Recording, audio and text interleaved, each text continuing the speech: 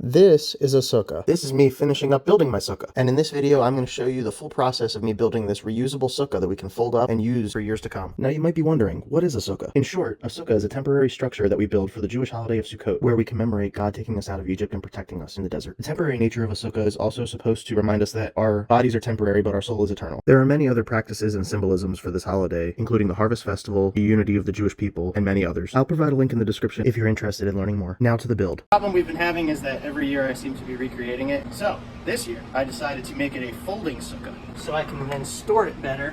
We got each individual panel and then we got door hinges in the middle. So it's going to fold like this.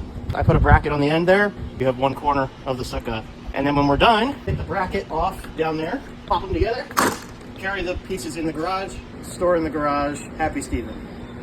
So I started with getting pieces of lattice and some 2x4s and started putting them together in order to make frames. An issue I had in the past was that the lattice would be very bendy, so this way it stays more sturdy when I store it and build the sukkah. After I completed the first rectangular frame, I started building the rest on top of the original. That way I would have 6 identical frames of the same dimensions. This became a little tricky because not all the wood that I had was the same length, so I had to start chopping off the ends of different pieces. Once I had 6 identical rectangular frames, I started separating them and putting the lattice on each one of them individually.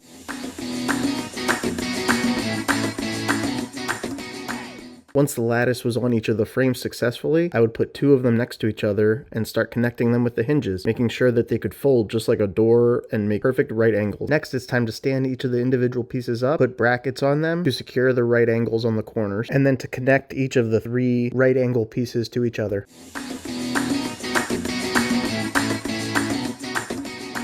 Next, I put hooks on the top of the structure, spaced 1 foot apart from each other, so I could string twine through back and forth to hold the top or roof.